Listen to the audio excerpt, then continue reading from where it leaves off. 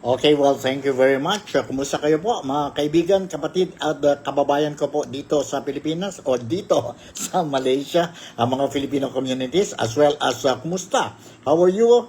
And good morning, good afternoon, and good evening ang mga kapatid, kaibigan at kababayan natin, mga overseas Filipino workers sa iba-ibang parte ng mundo. And of course, huwag natin kalimutan din po ang mga um, kababayan, kaibigan at kapatid natin dyan po mismo sa lugar natin o sa bayan natin ang Pilipinas. Today is May 1st na po, the first day of May, and we are starting a brand new month po. Hoping, wishing that this month will be a very fruitful month to each and every one of us, mga Filipinos po.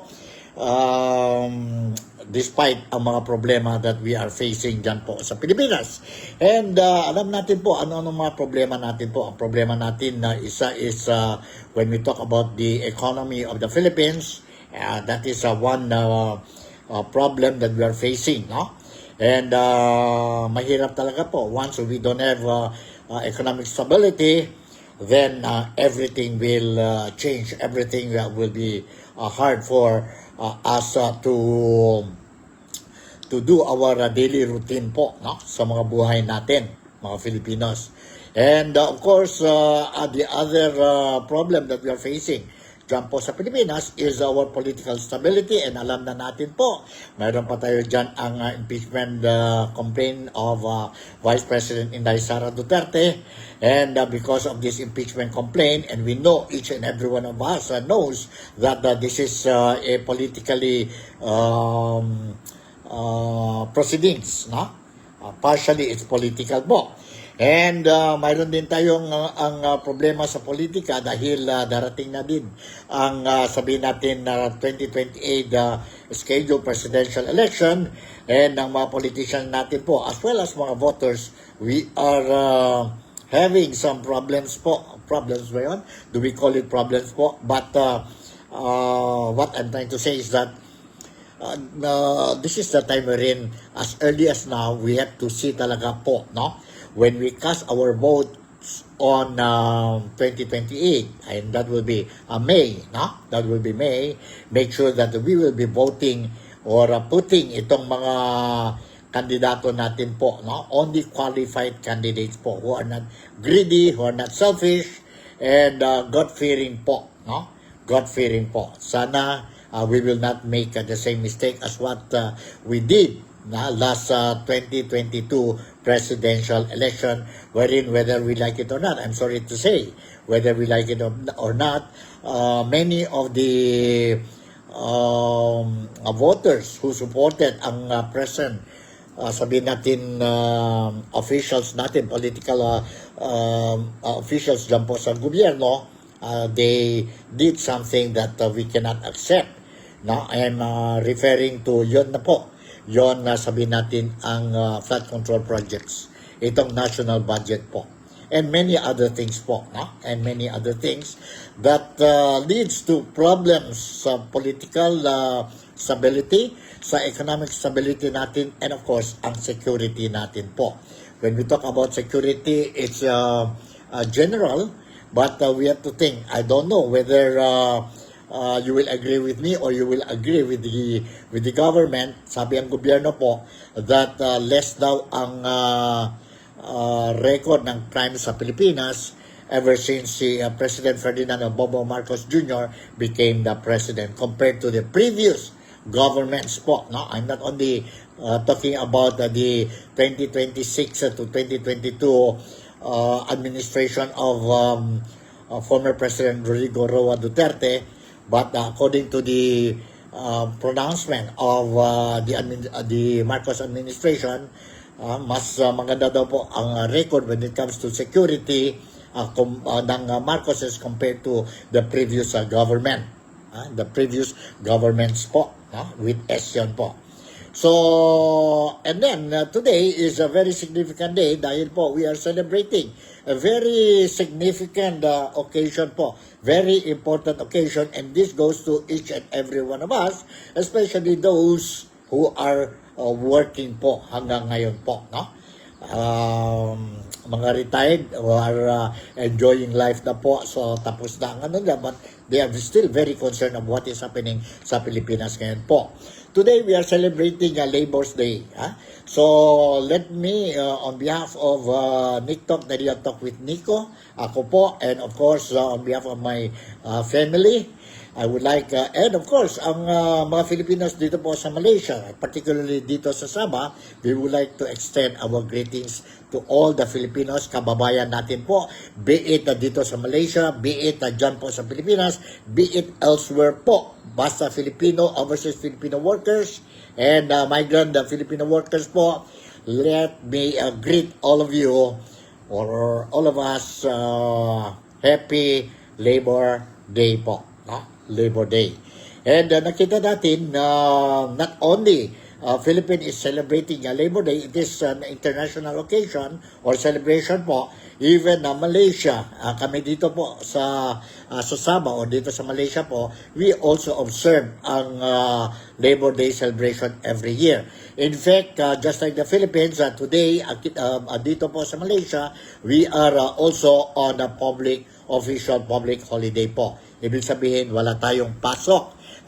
Lahat na mga government official, offices and departments, as well as ang private sectors, that includes also ang media. Ang newspaper ko po, the Daily Express, the only independent newspaper dito po sa Sabah, wala din kami trabaho. We will be back. Ang newspaper will be hitting the street again on Sunday po. Dahil today, wala kaming trabaho. And tomorrow, we'll go back to do our routine obligations. The baby must be born, and the baby will be in the street on Sunday po, Sunday morning. So, don't worry, no? Mayroon naman tayo yung mga online na news natin dito po sa Malaysia. And I suppose sa mga iba-ibang parte ng mundo, including the Philippines po, you can also get the news kasi mayroon tayo mga online, online services natin po when it comes to dissemination of news. And sana lang po wala ng mga fake news po. Walang mga fake news. Okay.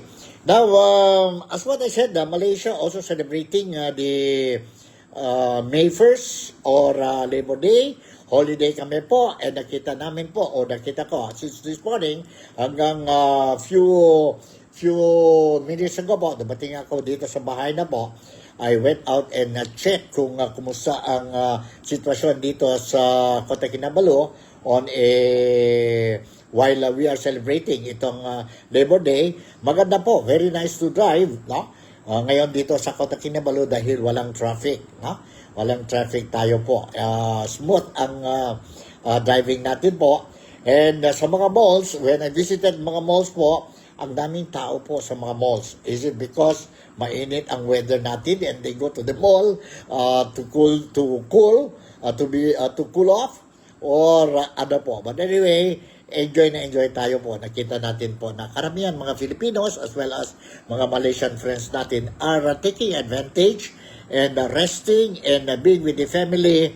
Ngayon po that we are observing ang official public holiday po dahil we are celebrating itong Labor Day. Same thing goes po sa Pilipinas because I was since this morning I am monitoring ang mga news dyan po sa Pilipinas and nakita natin na okay ang traffic conditions sa Pilipinas po this morning, no? Despite mayroon na tayo, nakita natin ang mga rallies carried out by the labor unions po dyan po sa Pilipinas. And let me share with you po ang a portion of the rally dyan po sa Pilipinas this morning, no? This morning po. And mayroon din mga police po. The police personnel were deployed to make sure that the rally will be peaceful. And karamihan po, no? Ng mga realista, no? They were not allowed to go into Mendiola, but I saw ang lugar natin dyan po sa Espanya po, no? Ang dami mga sabihin natin protesters o mga those who participated in the rally. Let me share with you po itong video clip, no? Which I took it this morning during the rally po. A portion of this lang po, no? I cannot give you the entire rally dyan po sa Maynila dahil mahaba yun po. But ito po, you can see na ang daming mga tao po attended itong rally this morning dyan po sa Maynila. Kita ninyo po ang mga labor union groups po. And by the thousands, they attended itong rally dyan po sa Maynila. Later on, I'll give you some details. Where will I get it? I will get it from the online news articles or stories published na po dyan po sa different media. Legit media outlets po, mga newspaper. So what I'm showing you now po is a part of the rally dyan po sa Manila, which started this morning and lasted for a few hours dyan po sa Manila. So far, there was no untoward incidents reported. And tingnan niyo po on the right side, no, of the screen, then you can see po na ang traffic ko po dyan po, no, sa Manila po. I think this is in Espanya, if I'm not mistaken, no. Okay na okay po, empty ang road nila sa right side, and ang dami ang mga, sabihin natin, mga members of the labor union, no, who participated in rally. Sa Pilipinas din, I was made to understand, not only in Manila, but various parts in the Philippines, they also, apart from having some rallies, this is a normal practice every May, no? May 1st, during the Labor Day. Now, mayroon din mga programs organized by the government, especially itong job fair, no? Itong job fair, and it was successful, no? Ang dami po, based on the monitoring I did this morning, hanggang kaninang umaga po, it was successful. Marami din po nag-attend ang job fair. Hopefully po, no? Hopefully na it will help yung mga walang trabaho po, they will be able to be employed, no? But talking about workers po, I just want to, I don't know, correct me if I'm wrong, but I just want to remind tayo po mga workers, no? Kasi Labor Day ngayon po. Let us always put it in mind. Kung nagmali man tayo noon po, sana lang po we learn something from our mistake. What I'm trying to say is that tayo, mga workers po, no? Be it in the government or private sector, let us be a wise worker. We work wisely instead of working hard. Kasi there are different things po. May diferensya yun po. See, mayroon yung mga worker, mga trabahador po, they are very hardworking po. You ask them to do, okay, they do. No? Let's say you're working from sa gobyerno from 5 o'clock, from 8 o'clock in the morning hanggang 5 p.m. in the afternoon po. Hardworking. Every time you see him, the moment he sits down in his table, dyan po sa opisina niya, from 8 o'clock, nag-break lang siya noon time, balik siya sa table niya at 1 o'clock, and hanggang 5 o'clock na po during the time na po, time to go home. And every time you see him, itong trabador po, busy siya doing his work. So, hard worker talaga siya po. He works hard sa trabaho niya po. No? Sa trabaho niya po. But the thing is that, mayroon ba resulta po? Mayroon ba resulta? Yun ba trabaho mo that you can, ang trabaho mo, that you can finish it within an hour or two, you made it hanggang 8 hours. Because you are very busy, very hardworking po, no? Working sa trabaho niyo po. But ang result is not satisfactory. While others, sometimes magalit ang mga bossing natin po, no? When he reports to the office, no? He does his job, and during break time at 10 o'clock po, relax na siya po. And some bosses natin po, magalit yun what are you doing? Ha? Instead, dito ka, sana nasa table mo yun, you're doing your job. But your boss po doesn't know na ang trabaho na bigyan niya po sa trabahante niya po, within 1 or 2 hours na po, maybe 3 hours, natapos na po. Maganda ang resulta. That's why I said, kailangan po, hardworking. Hindi dapat tayo hardworking. Dapat, we work wisely po. No? We work wisely. I'll give you an example myself po. Ako lang mismo po. When I reached my retirement age, that is 60 already po, dito sa Malaysia. Now, I was looking back. Ngayon, I'm already 67. Ngayon, I'm looking back what happened to me before when I was young. When I was young, I was very hardworking.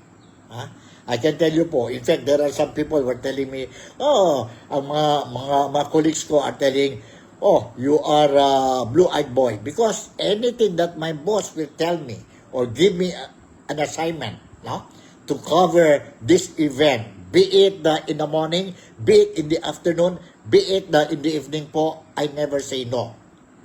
I work, I show to them that I am working hard because I need the job. I need the job po. No? I cannot afford to lose the job because sa ibang nasyon ako po. So because of my showing my good working attitude po, no? Na madali ang promotion natin, no? But ang mga colleagues natin, they look at you, jealous sila, no? Jealous, and they call you blue-eyed boy, no? But they don't know the reason why. But when I reached the age of retirement, I was looking, sana po I did not do that much. I could have done it wisely po. Because when, let's say for example, I attend a function, let's say assembly sitting po. Assembly sitting will start at 10 o'clock in the morning. No? And matapos yun assembly sitting po at 5 o'clock in the afternoon. So the whole day nandoon kami sa assembly building. So, while I am attending ang assembly sitting, getting details po, no? Kung wise worker ako po, during breaks namin po, no? I could have started doing my story doon po. But, what I did is, I'll wait until I will reach the office after 5 o'clock. And that is the reason why I go home around 10, 11 o'clock. Matapos ko na yung trabaho ko po. No? So, that makes the difference po. Although nakita ang boss ko na, since 10 o'clock in the morning hanggang 11 o'clock in the evening, ang tao ko po is very busy doing his story, what I realized, it was wrong. It was wrong po. I was doing a hard work, very hardworking ako po, but I'm not a wise worker. I'm not working wisely po. Kaya my advice to our mga youngsters ngayon po, no? Just work wisely instead of working hard. No? Working hard po. Your bosses will appreciate. And wag natin kalimutan po, no?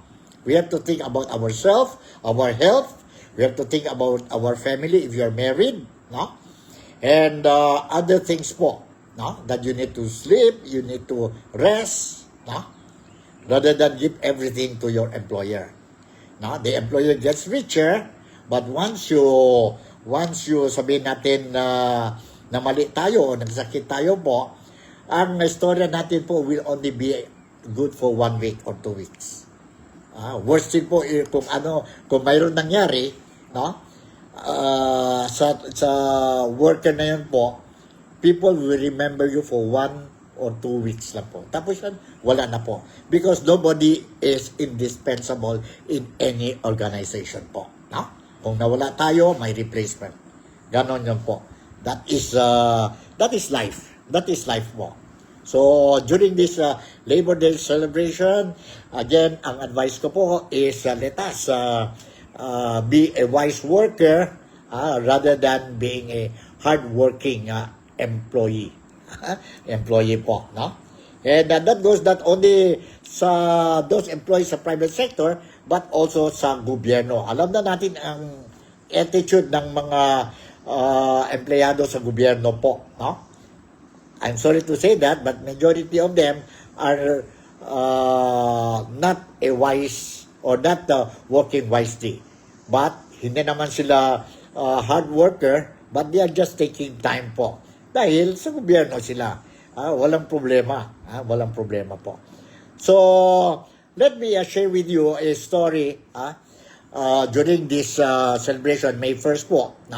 Ano ang mensahe ng presidente natin, si mahal na Pangulong, si President Ferdinand Bongbong Marcos Jr. For your information, mga kapatid, kaibigan at kababayan ko po, President Ferdinand Marcos Jr. praised the Filipino workers as the country's backbone, and promised more jobs in his Labor Day message kanina po, or today that we are celebrating. Nag-praise ang BBM na okay, maganda po ang mga Filipinos, mga workers are the backbone of the government, backbone of the country. But gave no, remember this, but he did not gave no signal of plan nationwide wage increase, even as thousands took to the streets today demanding one. Ang demanda ng mga workers natin po, dahil tumaas na po ang mga presyo dyan po sa Pilipinas, ang oil and everything po, no? Hindi lang ito dahil sa conflict, no? Dahil since last year pa ito po, sigaw ng mga labor unions po, no? Ang mga workers po, mga trabador po, na consider naman po ang increase ng salary, ang sweldo ng mga tao po. Kaya ngayon po, ang sweldo ngayon, hindi na sapat, no? To survive if you have a family of 5 or 6, no? And then wala pa kayong bahay. So, ang cost of living tumaas na po. So, sigaw ng mga tao, mga Filipino po, is for the government to consider ang wage increase. In a statement that released as he headed to General Santos, or si Marcos ito po, for the 124th Labor Day celebration, Marcos called on both the government and the private sector to make sure hard work is rewarded and opportunity is real. Hard work po o wise work? No? Work wisely, as what I explained earlier po. Even as technology advances and industries perform, one truth endures. It is the Filipino worker who drives the Philippines forward and keep the world in motion, Marcos said. He described the workers' grit and sacrifice as a source of family stability and the country's strength, and said his administration would defend their dignity by creating more and better jobs, boosting worker protection, and broadening pathways for all to succeed. Boosting po, hindi ba kailangan, if you want to boost also po ang moral ng mga workers na po, no?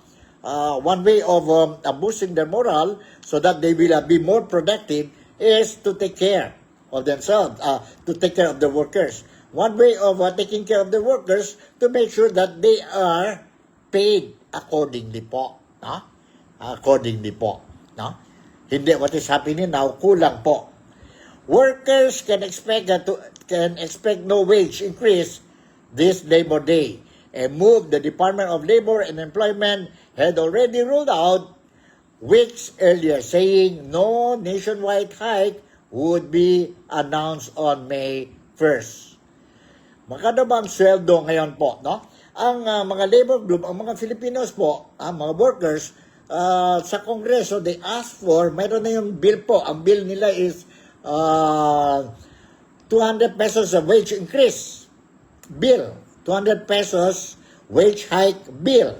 200 pesos po sa Kongreso yan po. Pagdating na, that was last year pa yon, no? Hanggang ngayon po, wala nangyari. Sa Senado naman po, sabi nila, hindi kaya ang gobyerno ng 200 pesos wage hike increase, so they are talking about itong 100 pesos wage hike increase. But still, walang nangyari hanggang ngayon po. Hanggang ngayon po. Dumating na itong, sabihin natin, gera dyan po sa Iran. Ang fuel natin po, mahal na ngayon po. Yet, nothing po. Nothing talaga. Okay, Metro Manila, ang daily wage nila po is 695 pesos. Daily wage yun po. And this is the highest in the country. The lowest in the country is 411 pesos per day.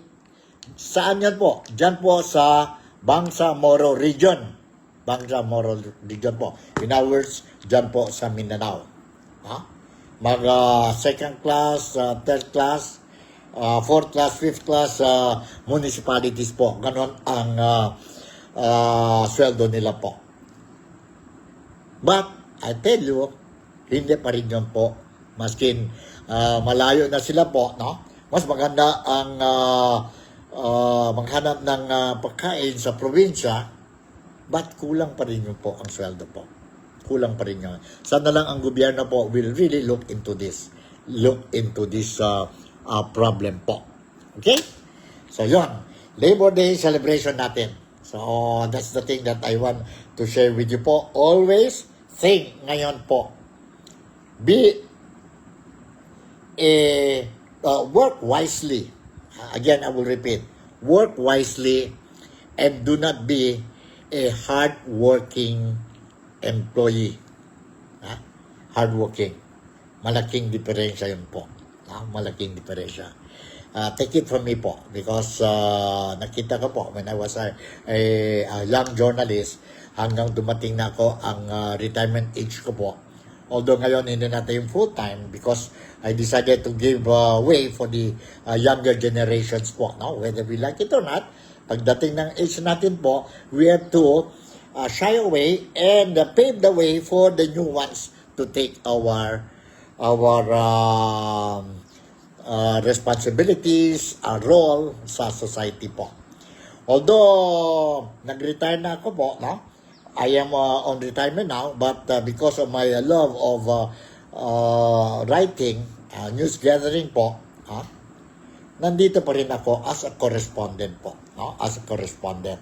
And yun na po, no? Instead of going to the office, I do my stories online, and I can do much now. I can fulfill my obligation as a journalist, no? Sa newspaper ko po, and at the same time I can play my role as a full-time husband husband yung po sa bahay, no? And full-time father to my children and husband to my wife, no? Ganon yun po. So I said, this is what I say, working wisely sa buhay natin po. No? So, okay. So, ganito ang mensahe ko on this Labor Day celebration natin. Sana lang po, no? Maski paano I manage to share with you whatever I have po. Kung mali ako po, do not follow what I'm saying. Do not believe. But if you think there is truth on what I'm saying, then why not try? No? Why not try po? Okay? So, ang next topic natin po is, I just want to announce, of course, some of you already heard, ang mga Filipinos dito sa Malaysia, kung sakali you did not hear po, talking about my profession as a journalist po, dyan po sa Pilipinas, last night po, one broadcaster journalist po, he was served with the warrant of arrest by the National Bureau of Investigation po. Investigation. And sino yan po? Sino yan po? I am referring to veteran ito, no? He's a veteran broadcaster and strong critic of President Ferdinand Bongbong Marcos o dyan po sa gobyerno ng Marcos administration ngayon po. And I am referring to no other than si broadcaster Jay Sonza. Jay Sonza po, no? Mabigat na mabigat ito po. Okay, let me share with you itong news article po. The Presidential Commission Office commended the National Bureau of Investigation, NBI, for its swift action in filing charges and arresting former broadcaster Jay Sonza over his alleged spread of false information on the health of President Ferdinand Bongbong Marcos Jr. PCO Acting Secretary Dave Gomez said the move shows the administration's firm and lawful stance against disinformation, particularly where false information is published and circulated as legitimate news. It shows the government's continuing effort to guard the truth, protect the public from deception, and preserve a free but responsible democratic space, Gomez said on Friday. He said PCO's Oplan contra fake news is in full swing, sending a strong warning to individuals and groups peddling false information online. Misinformation undermines public trust, endangers lives, and will met with swift, lawful consequences, palace officials said. I totally agree po. Correct yun po. Misinformation is very dangerous. Fake news is very dangerous. No? I totally agree. Now, during the arrest of broadcaster Jay, no? Mali daw po ang warrant. Kasi sa warrant niya po, naglagay yan po na no bail. Actually po, may bail yun po. Nag-clarify naman ito po. Nag-agree naman ito ang NBI. Let me share with you po ang footage po na I managed to save and record it po. And now I'm going to share with you po. Ito po sa bahay ni broadcaster Jay, no? Sonsa. Last night po, yung dumating ang NBI to serve ang warrant of arrest sa kanya po. Nandito.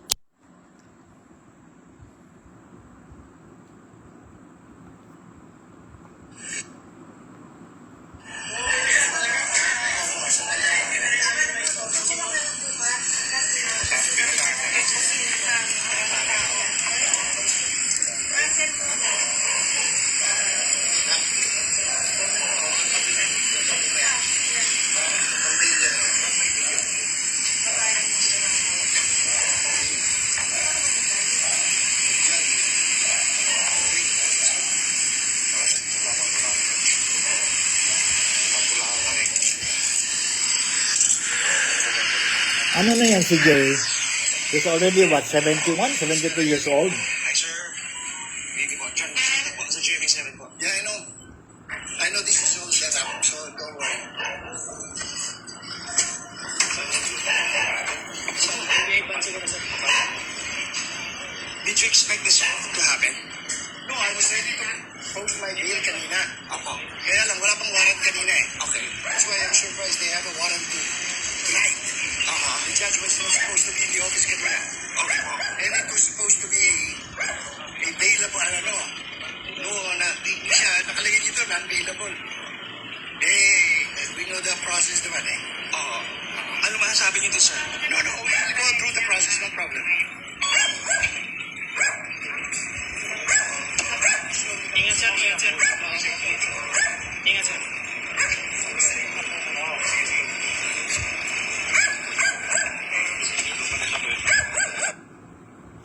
Okay, yan po. Sa bahay mismo yon po ni Sir J. Sonsa.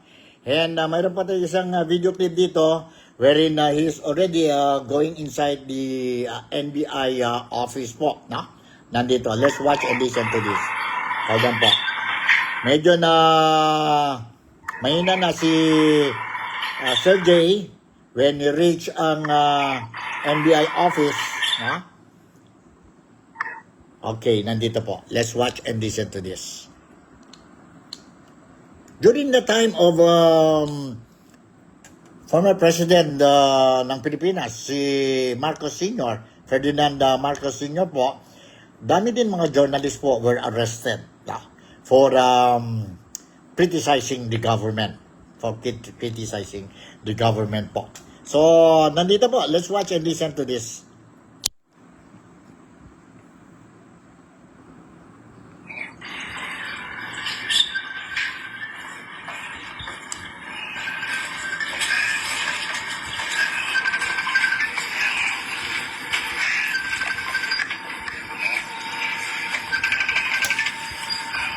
May medication ko kayo, sir.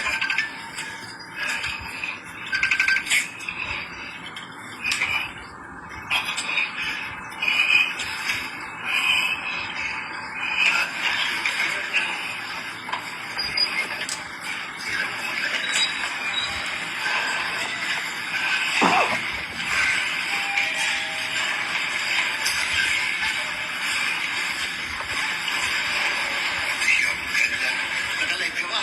Hindi, sir. Hindi po. Footage mo. Pacing lang, sir. Pacing lang. Capture plan po.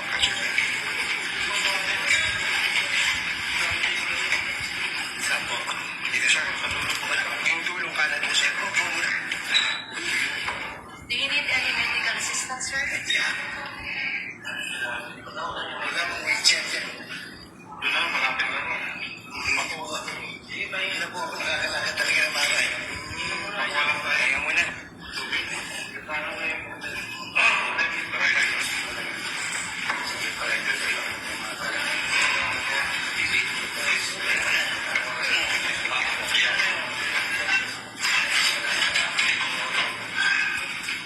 Sige, sir.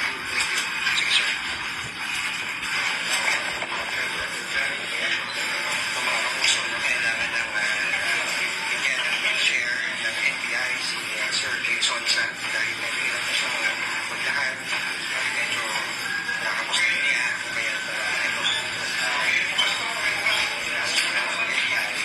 para maayos naman nila sa pinatatapan dito sa NBI police meron siyang tubig na binigay din ng NBI para talagang makakuha medyo nanghina kanina si Sir J. Sonsa kaya sabi ko medyo okay na siya at nakapasok siya ngayon dito sa tanggapan ng NBI OAC. Mula dito sa NBI ako si John Consulta ng GMA News.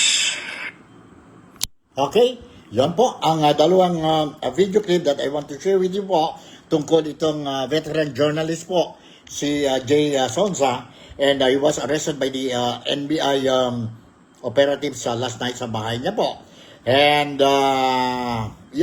ngayon is under the custody. I don't know if he already paid the bail or posted the bail po because earlier sabi niya po he wanted to pay put the bail already po, pay the bail yesterday, but wala pa ang warrant of arrest po, no? When he went to the NBI siguro yun po, no? So last night nang pumunta na sa bahay niya po ang operatives ng National Bureau of Investigation, served the warrant, and nalagay doon po na no bail down yun po. But ang lawyer na po, si Attorney Tolentino, sa interview niya this morning sa mga local media dyan po sa Manila, now he confirmed na there was mali yun po, na dapat wala yung ang word no bail sa warrant of arrest ni and may konting discrepancy sa spelling ng pangalan ni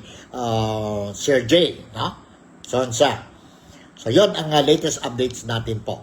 So okay, siguro hanggang dito na lang muna ang ano natin, ang episode natin. But before I'm going to say goodbye to each and every one of you po for today, now let me share with you some thoughts, no, and some chichat marites I gathered from mga Filipinos friends natin dito po sa Sabah, how they feel, mga obserbasyon nila po, mga sentimiento nila po, and tungkol sa impeachment of Inday Sara Duterte. Regardless na daw po, maskin sino daw po is being impeached. Now, they commented something on according to, sino ba yun nag-announce? Si Senator Ping Lacson ba yun nag-announce? Na, I forgot, correct me if I'm wrong lang po, no? I'm not sure. But I'm only sure about the figure po because there was a news article I read earlier na ang budget for the impeachment complaint or proceedings ni Inday Sara Duterte po may allotted budget of 26 million. Itong budget po since last year pa ito po. And nagastos na daw out of the 26 million pesos. Nagastos na daw almost 500,000, 420 pesos, 420,000 pesos po to prepare ang robe nila po, ang robe nila para sa sabihin natin kung mayroon ang full-blown impeachment trial of Inday Sara Duterte. I don't know whether the venue will be dyan mismo po sa Senado building or maybe it will be held sa ibang lugar. Kagaya ang impeachment trial ni Justice Corona po, sa ibang lugar po. So in other words, you have to incur ang rental po and other expenses po sa food, sa snacks ng everybody po, So may budget tayo ng 26 million. Kaya nga sabi ang mga Filipinos dito sa Sabah, I don't know if mayroon din mga Filipino sa iba-ibang parte ng mundo, especially mga overseas Filipino workers or even na dyan po sa Pilipinas. I don't know if you agree with us na sabi namin na sayang talaga ang 26 million po, 26 million only to use this for the impeachment of Inday Sara Duterte po, Ang dami pang problema ang Pilipinas po, Nandyan na po ang fuel prices na again we are going to expect akyat na naman ang presyo by next week, by Tuesday. Ang mga presyo ng bilihan natin, ang mga vegetables natin, ang mga manok, ang mga meat natin po, lahat na po, even canned goods. Ngayon, may problema pa tayo po na mayroon daw po expected if things will get worse po.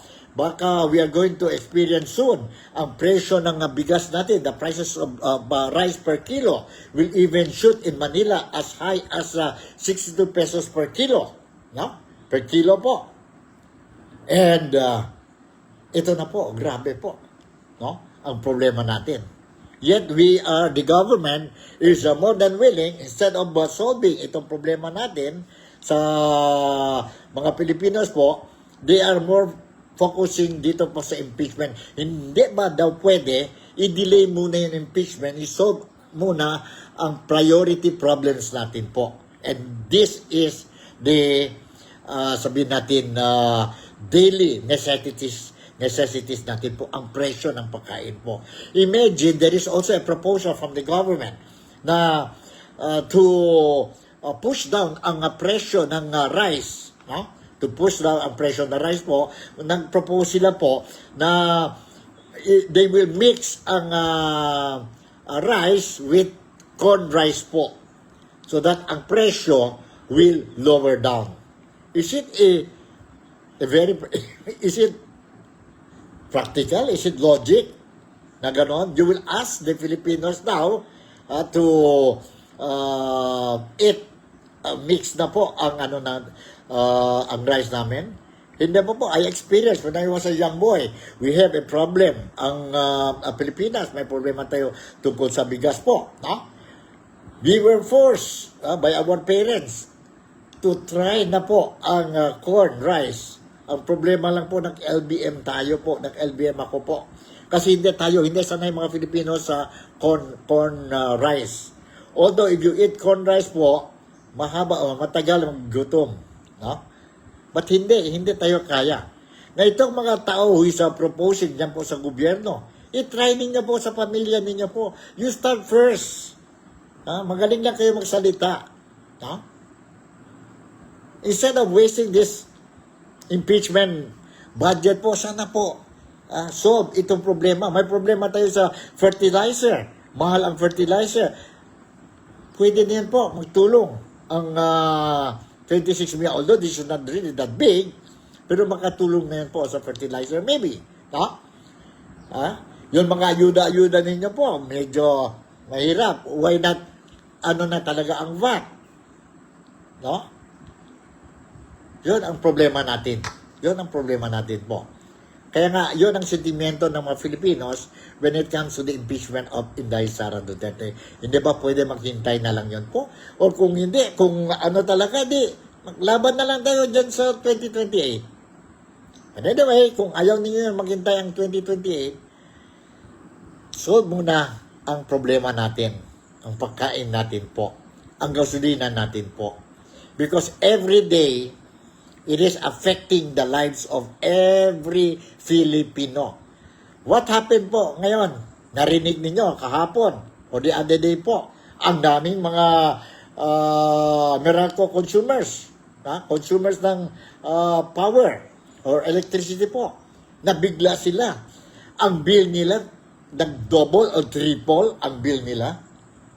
Kasi sabi ang Meralco na ganito dahil ang peso, wala nang nababa ang value, no?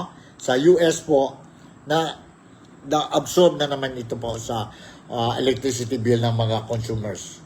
Mayroon yung explanation. I think by tomorrow I'll try to get that explanation, video clip, then I will share it with you po, no? Para malaman ninyo po talaga, no? Ganito ang problema sa Pilipinas. Hindi lang ang tubig. Ngayon, we are now facing problema na naman po, mainit. And baka mawala na naman tayo ng tubig. No? Mainit ang panahon, kailangan tayo ng kuryente, electric fan, and all these things po. Problema, we have to think twice already dahil kagaya yun, one example, narinig ko sa news, yun si Madam, normally she received her bill at 700 pesos po. And of lately, last month, ang dumating ang bill niya, instead of 700, nagiging 2,000. Nagbayad na siya yung 2,000 po. But he was so surprised, walang changes sa niya po, sa bahay, electricity, refrigerator lang po, konti, and sila po, they conserve energy talaga po. But she was surprised to receive another bill, and this time around, it's not only 2,000. From the normal 700, for how many years, months ba siguro, and then nagiging 2,000, and worse still po, ngayon, is 7,000 pesos ang bill na po. He has to pay. He has to pay within that particular, 15 days ba yan po? If you are not going to pay that bill, then your current will be cut. Wala kayong kuryente po. Kaya nga nagtaka siya. Sabi niya, saan man ako makuha itong 7,000? Nahirapan na nga kami sa 700. Tapos nagtsaga na lang kami, sige lang, para wala ng problema, wala ng maraming salita, nagsa 2,000 na po. Ngayon, dumating 7,000. Yun, she cannot accept it anymore kasi wala nang source. Wala nang source po. And nakita natin, si Senator Rodante Marcoleta, si Senator Amy Marcos was questioning the other day or yesterday during the committee hearing po sa Meralco. Let them explain and how to solve this problem po. Kawawa ang mga Pilipino. Kawawa talaga. No? Samantala, itong mga politicians natin po, hindi naman siguro lahat. Hindi naman lahat po. They are enjoying life. They are enjoying life at the expense of poor Filipinos kagaya sa atin po.